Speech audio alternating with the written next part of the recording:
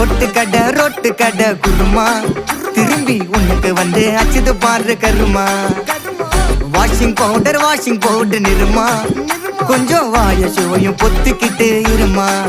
ஓ நிலைமையத்தான் நினைச்சு சிரிமா தக்காளி பிசிக்கு தொக்கு மொக்க வாங்கிட்டடா செவுத்த போய் நக்கு ஐபிஎல் கப்பு நான் வாங்கி தரேன் லாலிபப்பு சப்பு நீ சோத்துல தான் போடுறியா உப்பு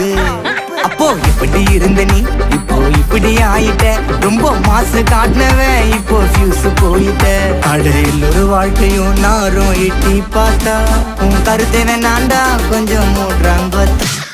மட்டிக்கினாரு ஒருத்தரு இவரை காப்பாத்தணும் கத்துரு மட்டிக்கினாரு ஒருத்தரு